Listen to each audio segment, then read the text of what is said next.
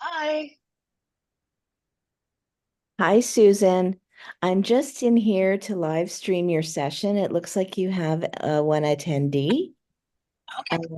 And I will make you a co-host. And when I leave, oh, you are a co-host. And when I leave, I'll make you the host. Um, yeah, I just set up a live stream because people are having trouble getting into the sessions. So Yes, I heard that. yeah, it's really unfortunate. So you will have this one person who's here, Maria, and maybe others will come in, who knows, but just please expect that there are probably people that you're not seeing on the live stream. Okay.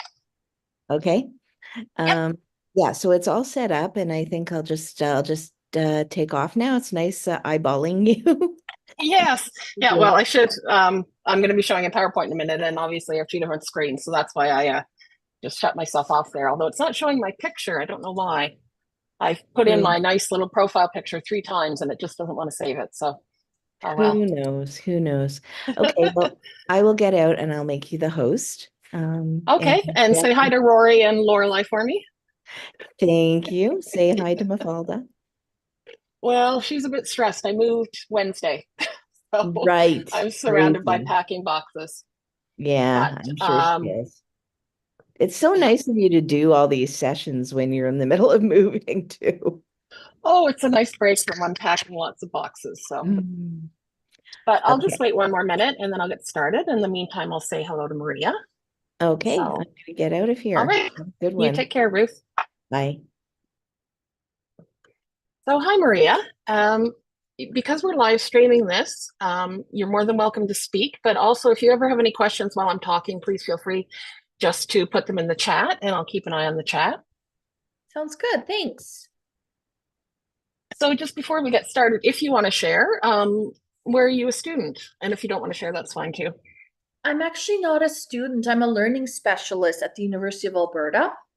Um, Oh, yeah, that's I'm a where I did learning. my PhD.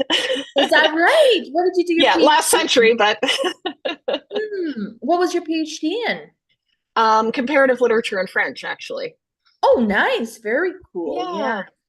Yeah, yeah. Yeah. So, That's yeah, I great. have very fond memories of U of A.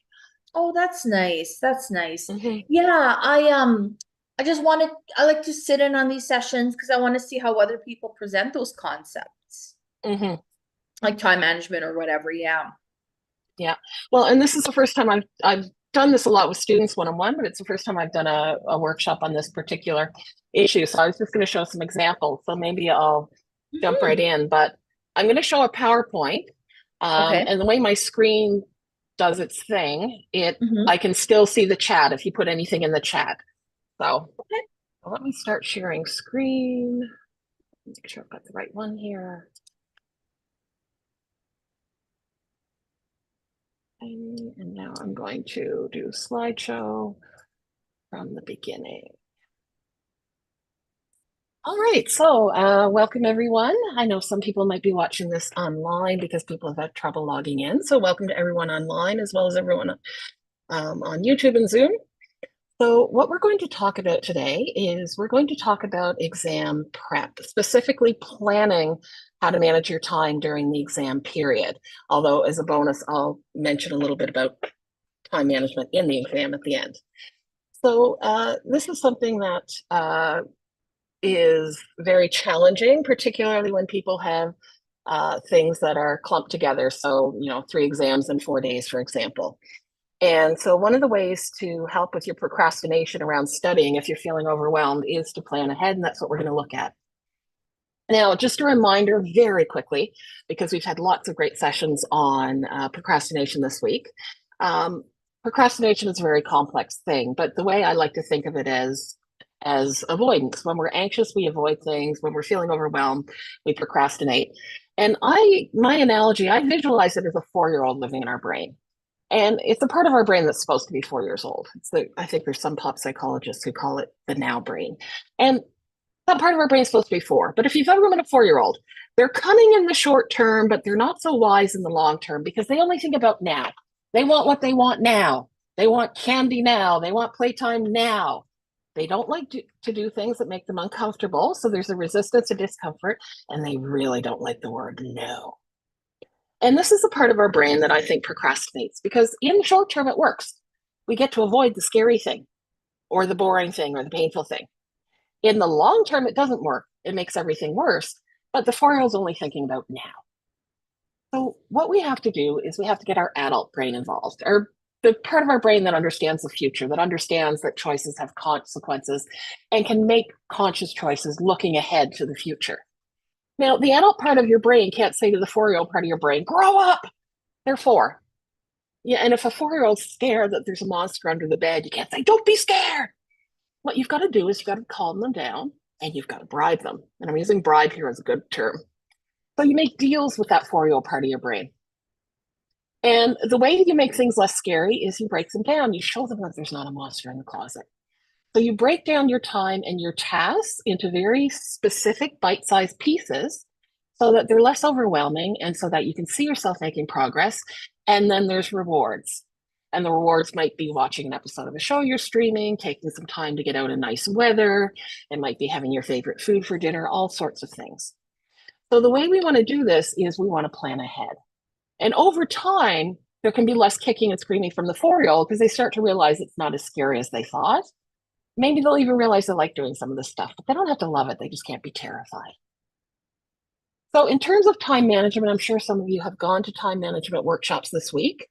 Time management, of course, helps us have less stress, guilt, and anxiety, which tends to equal less procrastination. And we get rid of the binge cycle where we procrastinate and then we have to binge to make up for it. And we actually end up with more free time. So we want to create this new habit of time management. And what I'm going to talk about today is often called time blocking. Now, a couple of things I want to mention before we get into what this could look like. Balance your life. You are a whole human being. Even though during exams it can feel like all you are is an exam writing student, you have to remember to balance your life. I have a friend who says this is like the 4 legs on a chair. If one is missing, you're going to be off balance. It's not going to work very well. So 4 areas of your life that you want to make sure are included in your time management. And I have another colleague who compares this to the 4 parts of the medicine wheel for those of you who are interested in indigenous ideas. The first is mental and intellectual. You need mental stimulation. Now, you're in school, you've got this covered. You don't have to worry about this so much during exams. Physical. You know this, but let me remind you. Sleep. Sleep is your friend. Food that would actually rot at some point and you know what it's made out of. Fresh air, exercise. And we know these things, but it's easy to kind of push them aside during exams, which is often when we need them more than ever. Social and emotional, we need to be part of a community. We need to be connected. And now for many of us, this includes online activities, but it's also really important to see people in real life. And even though this may be something that happens a little bit less during exams, you still need to make time for family and friends. And community or spiritual. This used to be called religion, which I think is a bit limiting, but we need to remind ourselves that we're part of something bigger than ourselves. We're part of a greater whole. We're not the center of the universe, and that's a good thing. So for some people, this is organized religion. For some people, it's volunteering. It might be meditation, something that connects you to a larger whole and reminds you of the big picture. Now, again, this might be something that you decrease temporarily during the exams. You know, if you normally volunteer 4 or 5 hours a week, then maybe you take a week off, or you volunteer 1 or 2 hours knowing that you'll go back to it after exams. We also need relaxation time. Before COVID, I used to tell my students that at least once a month they needed what I called a pajama day, a day where they didn't have to get out of their pajamas if they didn't want to. And then COVID hit and most days turned into pajama days. But we still need unstructured time to do whatever we feel like in the moment, including nothing.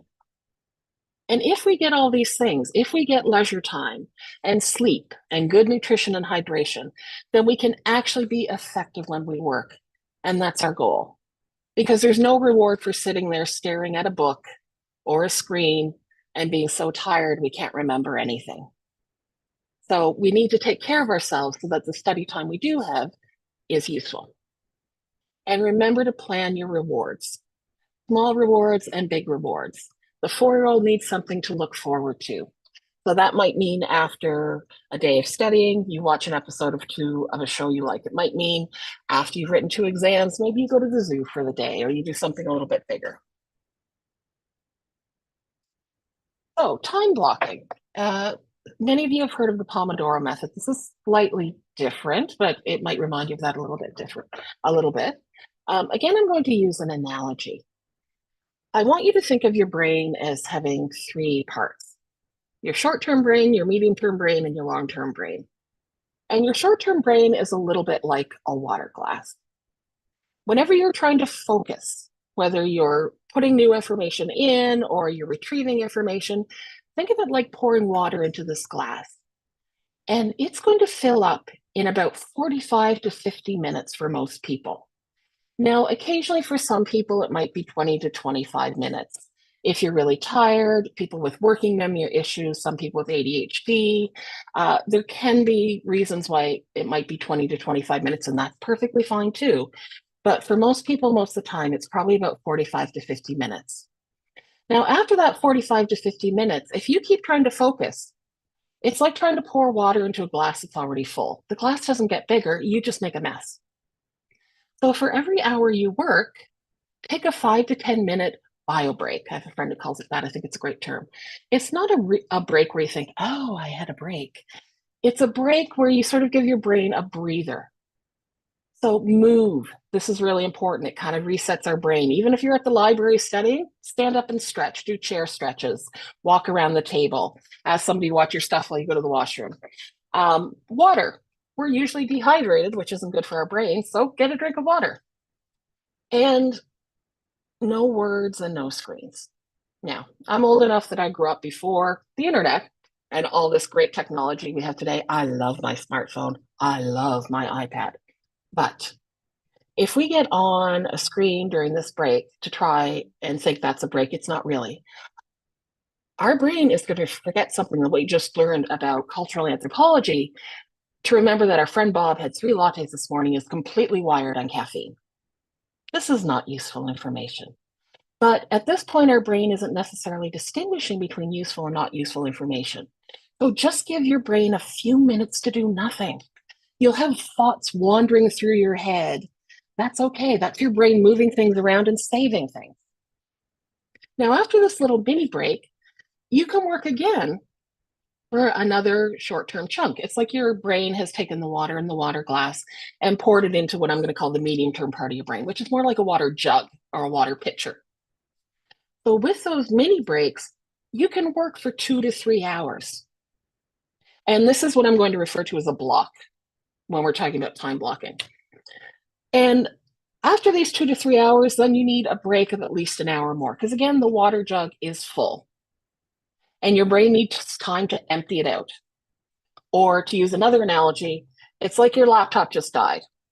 You don't think, oh, I'll keep typing my essay in anyway. You plug it in and you take a break. So give your brain a break. And this is your medium break, an hour or more. So this is time for your brain to, again, save things where it needs to save them, to percolate, to bubble around and come up with ideas, to relax, to recharge for the next session. Now, in this capitalist world that we live in, where we're told we always need to be productive, some people feel guilty about these breaks. You shouldn't, but if you do, remind yourself, this is part of my study strategy. This is how I remember what I'm studying. So some of these breaks might be boring. They might be, I'm in Toronto, so it might be, I'm stuck on the TTC for an hour. I'm commuting, or I'm standing in line to get my lunch, which is not very exciting. But they will also be breaks when you're having a life. I went for a walk outside, it's a beautiful day, or I went to the gym, or I saw a friend for coffee, or I watched an episode of that show I like. Although ideally you wouldn't spend all of the break on a screen, of course you can use some of the time for a screen. So with this medium break, an hour or more, you can then start this process again. So we can work long-term sustainably about 6 to 9 hours a day, not every day, but about 40 hours a week. Now, that may not sound like very much, but if you think of it as 100% work, focused work, instead of I was sitting with my textbook in front of me, but really I was on my phone and social media. As focused work, that's a lot of time. And that's really our goal, is to separate work and play. That when we're working, it's 100% work. And when we're taking a break, it's 100% break. So if it's work time, we are focused. You know, we've put away the technology that can distract us. We know exactly what we're going to do and we do it. But if it's break time, if it's movie night, I got my popcorn, I got my cat, I got my pajamas. Let's do this thing. We give that 100% as well, as it were. Nike had a slogan a few years ago, play hard. And at the time, I didn't like it because I thought play shouldn't be hard. But in the sense of you give it all your focus in the same way that you give work all your focus, I think it's a useful slogan. Now, during exams, there was a study several years ago, just one study, but I'll mention it.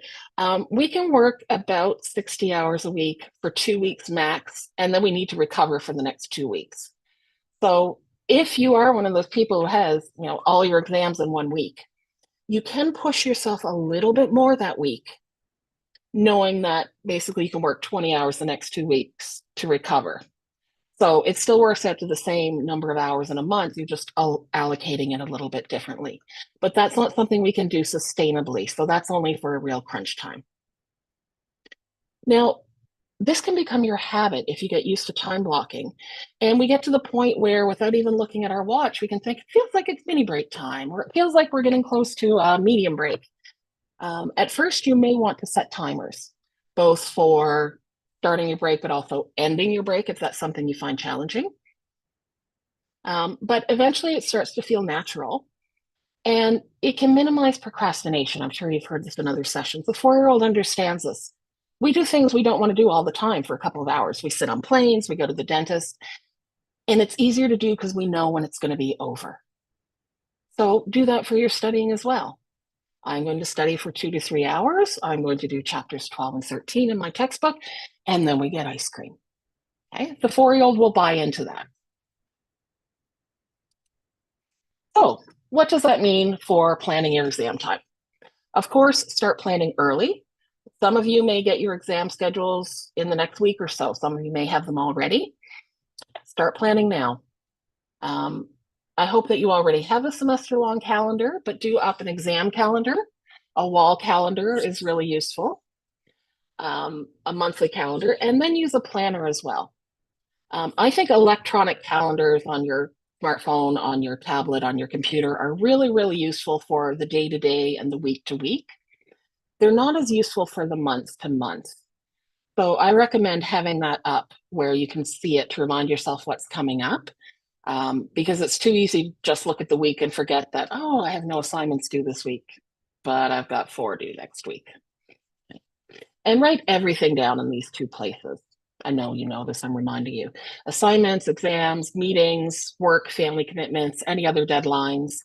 I've met students a few times who sometimes have more than one calendar, but of course there's only one of you, and you only get one 6 o'clock on Wednesday, so put everything in one place. So when you're scheduling, and this holds for all time blocking, not just for exams, start with your fixed items, the things that you don't control the time of. So classes, your exams, you know, if your exam is Tuesday at 4, it's Tuesday at 4. Work or volunteering, commute time, any family commitments that are set in stone. And then think about what you don't have to put on the calendar. When we're in a crunch, it's really important to prioritize. So learn to say no and delay what can be delayed. You really need new sneakers for the summer. Do you have to buy those now, or could that be something you do after exams are over in a few weeks? And routines help. Regular meal times, regular sleep time, and of course, before you go to bed, make sure you're getting 8 to 9 hours of sleep. There's only about 1 in 1 million people who needs 4 to 5 hours. I'm going to say it's none of us. So don't kid yourself. But the hour before you go to bed, no screens. Even with blue light blockers, they still keep us revved up. So we need that time to unwind and relax so that we'll go to sleep. So what might a general calendar look like where somebody has put in their fixed commitments and then their study time? So here's a very simplified calendar. And this is based on something I did with a medical student. And so they were trying to figure out, not specifically for exams, but for every week when they had study time. So we put in their different classes and labs, and then we figured out when their study time was. And some of the study time, they just put study time, but some of it they knew exactly what they were going to do. So they knew that on Monday and Tuesday, they were going to do SLM, the self-learning module. On Wednesday, they were going to review the past weeks. On Thursday, they were going to do a pre-test. But it gave them a sense of their week. So they divided their day into 3-hour blocks. So 3 hours in the morning, 3 hours in the afternoon, 3 hours in the evening.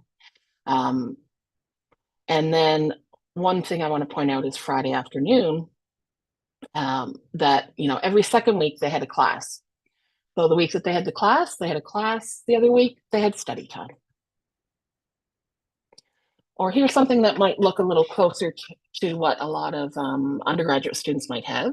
Now, I simplified this to put it on a PowerPoint. This person apparently doesn't have their day after 7 p.m. But what this person has done is they have put their classes, the fixed commitments, in yellow. And color coding is great because you get a sense of a week before you even start reading what everything is. And they put their other fixed commitments in green. So they have yoga on Mondays and physio on Fridays. And then they've put their study time in blue. And some of it, they just say study. And then the specific weeks, they would decide what that means. But others, they're working on a major project. So they've chosen what times they're going to work on the project. The other thing I want to mention is they have a block of time called flex time. Flex time or backup time is really useful. Something weird is going to happen every week. We don't know what, but something. Could be anything from you have a migraine one day and can't study that morning, to your professor strolls into class and says, oh, there's this amazing documentary that's free for 1 week. If you want extra credit, watch it and write a report. To every other week, the coding problem has only taken me a couple of hours, and this week it's taking longer. So always build this into this wiggle room, or I have a friend who calls it overflow time. Build it into your schedule. If your week goes perfectly, take the time off or get a head start on the next week, but probably you're going to need it for something. So this is the type of schedule that you want to think about for exams. And again, I'm sure some of you have already done this, but I'm just going to remind you. So when you're planning for the exam period specifically, and I'll show you some examples of this in a minute. I'll show you an example from StudentX. First, calculate the number of study blocks that you need. Now, you might decide that your blocks are an hour each or an hour and a half each. I think those are good lengths to work with. Include your exams, but also include any remaining assignments. Because I know these days, you might have classes and then exams start the next day. You might still have some written assignments due. So put everything on the list and calculate how much time you need by course. And remember that not everything gets the same amount of time. Sometimes it's tempting to give everything the same amount of time. So for example, if you're taking a French class, it's tempting to say, I'm going to use 1 block of time for each chapter. Do you really need a block of time for chapters 1 through 4? Or could you do those very quickly and then you need a little bit more time for the later chapters? Or if you have a class that you find particularly difficult, that probably needs more time. And then you're going to schedule the study blocks in the monthly calendar. So if you need 24 study blocks, then you have to find those 24 study blocks in your calendar. And you also need to find time for sleep and relaxation and, breaks, etc. Once you have those, then you're going to start to fill in the study blocks. And again, I'll show you an example of this. Start from the beginning and the end. So if you have one exam that's 4 days after everything else, realistically, you might not start to study that exam until after all your other exams are over. Again, I'll show you an example of that. And then fill in the middle. And you can, ideally, if you can, you want to space out your studying. So if you have a week with no exams and you have 3 exams the week after that, ideally, instead of studying all for one exam for a couple of days and then all for another exam for a couple of days, you would intermingle those exams.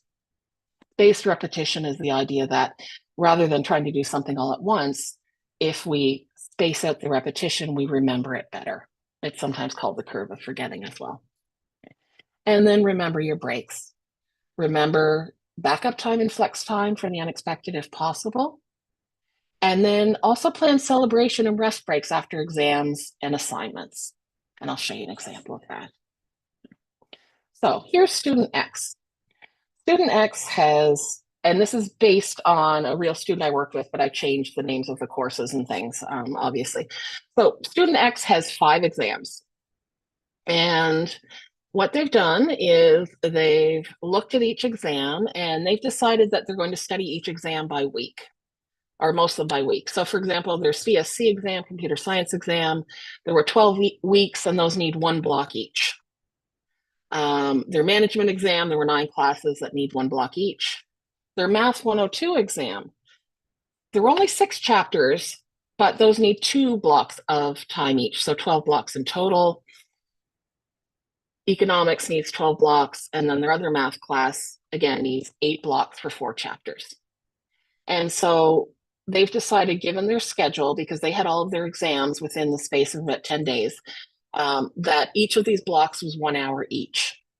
Now, that doesn't sound like a lot, but we want to be realistic. Unfortunately, we all get 24 hours in a day and we all have to get sleep, and that's all we get. And we have to balance out our other commitments. And so it's probably not going to be as much time as you hoped for, but we're going to divide it up as best we can. Because sometimes when we're feeling overwhelmed, there's this temptation to just study for the first thing and ignore everything else, which can get us into trouble. And then student X decided on their general schedule. They were a real morning person. They get up at 5:30 in the morning. They go to bed at 9. And we also talked about what could they delay until later. What could be a reward. So when they got their exam schedule. So classes ended on the 5th. They had 2 exams on the Friday, 1 exam on the Saturday, and then the following week, they had an exam on the Tuesday and the Friday. And notice we've also put in the percentage of the exams, because if one of these exams was only worth 10%, it would get less time than the exam worth 40 or 50%.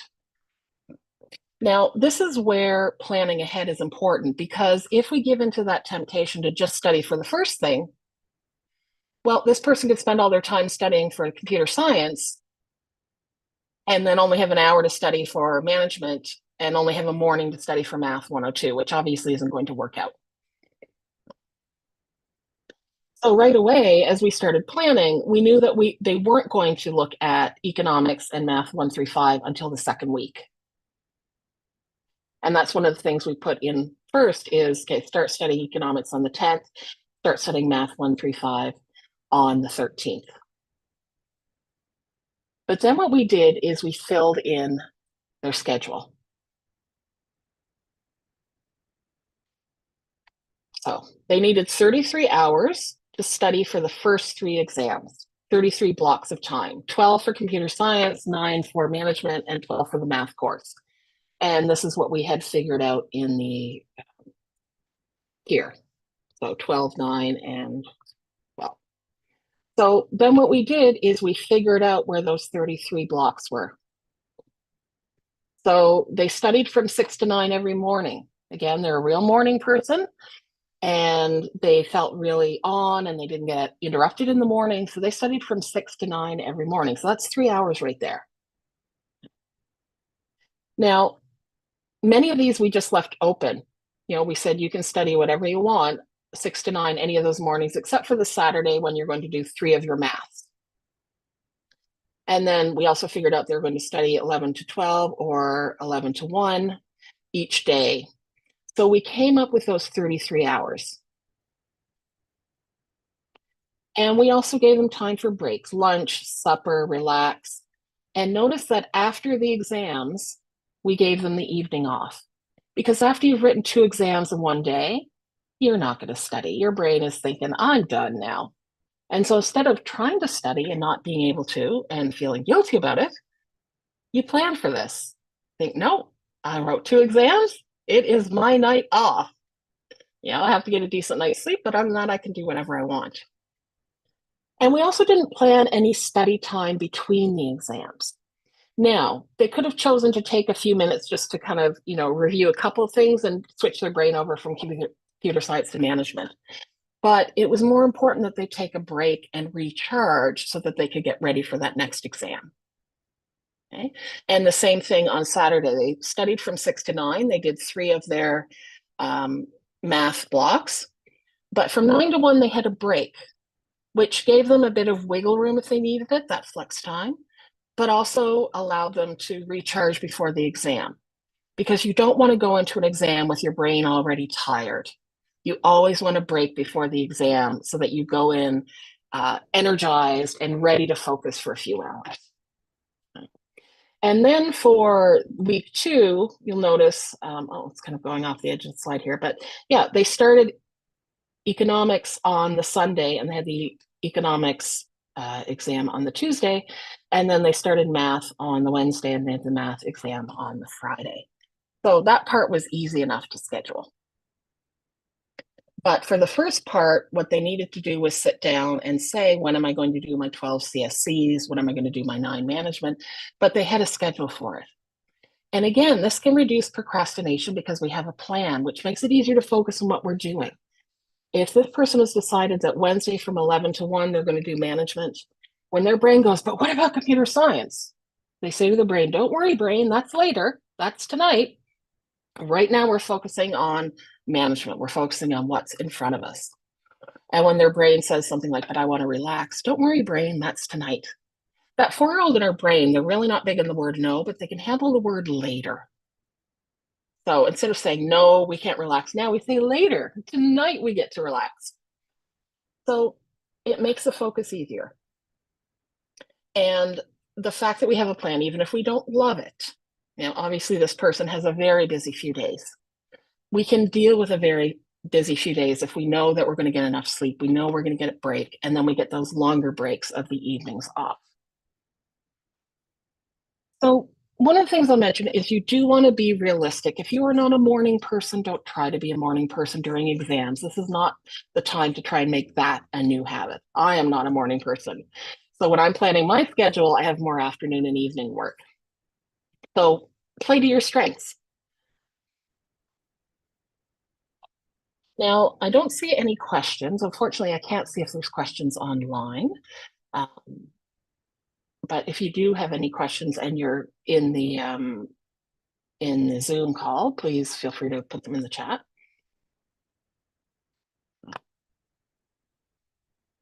I'm just going to go back again and remind you of some of the principles. So first, figure out how many study blocks you need by going through your list of assignments that are due.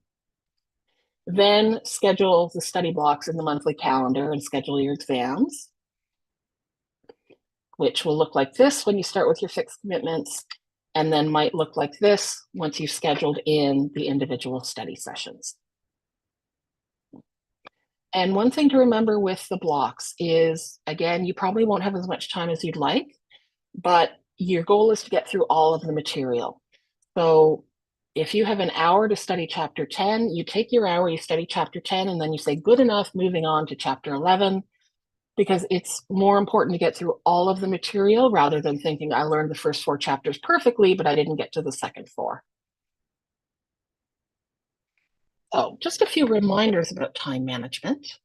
Know yourself, play to your strengths, and don't forget to balance your life. School is a marathon, even exams are a marathon, not a sprint. So you want to make sure that you have a sustainable schedule. Be realistic, do have a schedule. Remember to prioritize, particularly when we're stressed and procrastinating. Other things can feel extremely important. So the joke is, how was studying for your math exam? I learned to bake bread. That's lovely, but that wasn't what we should have really been doing. And again, 100% work when you're working and 100% play when you're relaxing. Good time management means a happier life, a happier exam writing life, a happier studying life. And over time, this can become a habit. So we get used to, as I mentioned, this idea of studying for 45 to 50 minutes and then taking a mini break, and studying for a block of 2 to 3 hours and then taking a mini break. And since a lot of your exams will be 2 to 3 hours, you're also building up the ability to focus for 2 to 3 hours, which is what you're going to do in the exam. So we become more productive, which makes us feel good, makes our inner 4-year-old feel good, and we have better quality work for it. We have more energy and less guilt, and we have more time for life, because that's the goal. Being a student is your job, and it's a wonderful job to have, but we also need to balance that out. Now, because people aren't able to ask questions, this is going to be a little bit shorter than I planned, but I did want to mention one more thing, because just in case this is what people were wondering about. So in addition to being a learning strategist and writing instructor, I also teach courses. And one of the things we often hear from professors and students is that it can be really challenging to plan your time in an exam. So we hear that students run out of time, or we hear that they don't use all the time because they're so worried that they're going to run out of time, which can create anxiety. And so just as a sort of bonus, I wanted to share with you an acronym that I came up with for time management in an exam. And acronyms are a memory trigger. That's why I came up with an acronym. And I'm even going to tell you a really cheesy joke so that you'll remember it. A scowl is a frown. So we're going to turn that frown upside down by the end of the exam. And so the acronym I came up with for my students was SCOWL. So if you have anxiety about writing the exam itself, this is how you can manage your time. So the essence SCOWL, survey the whole exam. Look at the sections, look at the types of questions, and if you have a choice, pick your questions. This calms us down. Even if we don't like what we see, that's less scary than not knowing what's on the exam. And if you have a choice of questions, let's say you're in a history class and they say, pick 2 of these 3 essay topics. By picking the topics right away, our brain starts bubbling around, it starts percolating, and it starts coming up with ideas. Then calculate your time based on worth. Again, because people are anxious, we sometimes make poor time management choices in exams. So people will spend an hour in a 2-hour exam writing the 10% question and then not get one of the 40% essay questions done. So take the worth of each question and calculate it that way. Now, with a 2-hour exam, it's really easy. Assume 5 to 10 minutes at the beginning to look over the exam and get started, 5 to 10 minutes at the end to look over the exam and get started, which leaves you with 100 minutes. So the 40% question gets 40 minutes. The 20% question gets 20 minutes.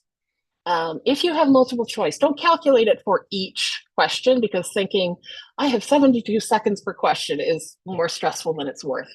But if, for example, you have 50 multiple choice questions worth 30% of the exam, then you might think, okay, I've got to have about 10 questions done in 5 minutes. Okay? And that way you can check your time periodically to either think, great, I'm ahead of the pace, or I'm on pace, or I need to pick it up a little bit so that I don't lose time. Then take a minute to organize your answers. If you have short answer questions, or scenario problems, or you have to write essays, take a couple of minutes to organize your thoughts. Now, please don't, I do see this, I used to see this from students in my own exams. Don't write a 3-page outline for an essay in an exam. You don't have time. Write a few words down, key things you want to remember, or write down the formula that you need to use. And then for something like an essay, subdivide your time even further. Okay, what are the 4 main causes of the French Revolution? Well, I've got about 50 minutes, so I'm going to say about 10 minutes per cause, right? I'm going to write about food shortages, away we go. Pour my brain on the page, everything I know about food shortages. And then you can kind of take a breath and think, okay, now let's talk about the political system, and away you go. And then write the easiest sections first. Now, some people like to write from beginning to end, and I can completely appreciate that. But if that's not something that's really important for you, by writing the easiest sections first, you get the boost of confidence that it went well, And maybe it takes you a little less time than you thought. And so that gives you a bit more time for one of the harder sections. So it might be the easiest question by topic. Maybe you know exactly what you want to write about the French Revolution, but you're not quite as sure what you want to write about World War II. Or maybe it's by type of question. If you find multiple choice questions more challenging, maybe leave those to the end and do the short answers first. And then leave yourself time for the last minute review to double check things like, did I put my name on my exam? You'd be surprised how often people don't. Did I miss anything that I meant to go back to? Does my Scantron match up to the questions that I've asked? So take your time and confirm that everything is on the page. I used to give my students a bonus question on the exam that they couldn't possibly get wrong. It was often a variation on, what's the weirdest thing Dr. Hopkirk said in class this term? Or, what amused you most? And in over 2 decades of teaching, I even put the bonus question first because I wanted to start people off with, kind of like, oh, good, I got some points. In over 2 decades of teaching, only twice did I get the entire class answer it. People would forget it because they'd be nervous. They think I'll come back to it later. And it was a real shame, but it just reminded me of how anxious people can be during exams. So again, if you worry about not having enough time or not having a strategy, remember to scowl at the start of your exam so that you're smiling at the end. And that should help you break down the exam into those bite-sized pieces that the 4-year-old can deal with. Okay, so if anyone in Zoom has any questions or comments, please feel free to let me know, or if there's a strategy you think that you will try. Again, I know that some of what I talked about will be repetition for people, and that's fine. Of course, we learn through repetition, but hopefully it also helped you think of something that you maybe done in the past or that you'd like to try for the first time. So I'm just going to check in with my Zoom people.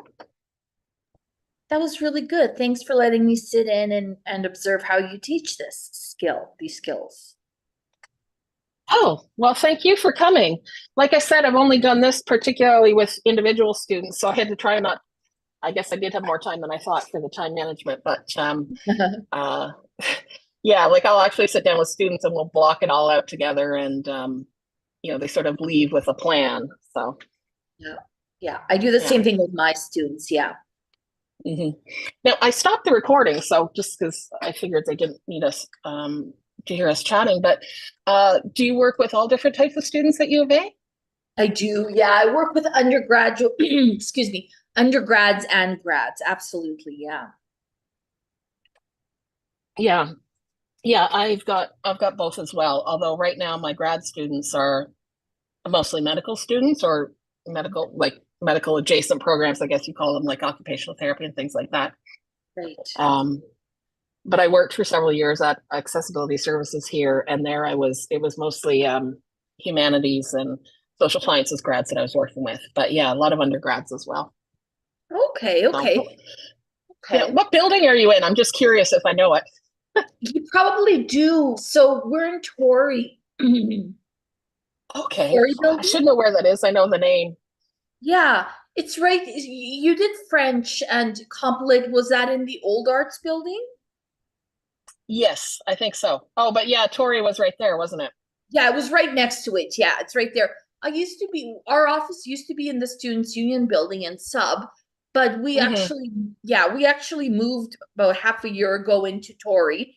And the Okay. accessibility resources people are still in Sub. Oh, okay. Yeah. Well, I was there long enough ago that I actually lived in Pembina Hall because it was still the over 21 residence. Right. Right next to Sub. So it was great to be right in the heart of campus. Yes. Yeah. But I know that that's offices now, I guess. So. Yeah. I think it's the Faculty of Native Studies. I think that's their building. I think. Okay. Nice. Yeah. So were would you? have been. Mm-hmm. Oh, sorry. Go ahead. Oh, I said you would have been right next to Sub when you lived in Pembina. Yes. Yeah. Nice. So did you present this week as well? I did, yes. I presented one on Monday about retrieval practice, and then I Oh, yeah, and then just actually before your session, I presented one on concept mapping. oh, nice. Yeah, yeah. So I focus more on the study skills, as opposed to, straight up procrastination, time management kind of skills. Hmm. Yeah. I find I end up talking a lot about time management with students. Yeah, I'd say it's probably the number one, but then you will get questions about like, yeah, study skills, reading and yeah, note taking and things like that. So, yeah, yeah, exactly. Well, that's another issue is like, 99% of the time when I say work with graduate students, when they bring up time management, my first question is actually, are you reading articles and how long does it take? And they're like, it hmm. takes me forever. You know what I mean? So it's not a time management issue per se, it's a reading efficiency issue. Yeah, yeah. Or the students who just reread their notes 4, 5, 6, 7 times, again, they're concerned about their time management, and it's, well, let's get you working more efficiently so you're not spending as much time working, and then Hmm. Yeah. yeah, so sometimes if it's a time management thing, it's actually, a reading or a studying thing. Yeah, the students who will say, "Oh, I rewrite my notes," or when you look at their Yeah, notes, they've copied out 90% of the page. It's like, okay, that's that's the problem yeah. right there. Yeah. Exactly. Yeah. Yeah. So I would say, yes, I do talk about time management, but sometimes it is time management proper. Sometimes it's let's tweak some of these other skills so that overall you're spending less time doing things. Hmm. Yeah. Like not copying your notes or rereading or whatever. Hmm. Yeah. Yeah. Well, it's just about lunchtime here in Edmonton, so I'm gonna head off right away. Yeah. Um, Well, and I've got an hour break, I think, or two. I'll have to check before my next and last session. But yeah. which is I'm a writing instructor as well. So the last one's on kind of breaking down writing. So that's always fun for me. Yeah. But it's very nice to meet you. No, it was nice to meet you too. It's always nice to talk to other learning specialists from other schools and see how they do things Hmm. and just, have a chance to chat. Yeah, I wish I could have gone to more sessions this week. It was just bad timing. I like literally my movers were here on Wednesday. So yesterday I was Yeah, like setting up my desk so that I have internet access. So, yeah, but yeah, that's okay. yeah. No, Next that's year. okay. Okay, Yeah. well, have a good lunch. Yeah, Thanks.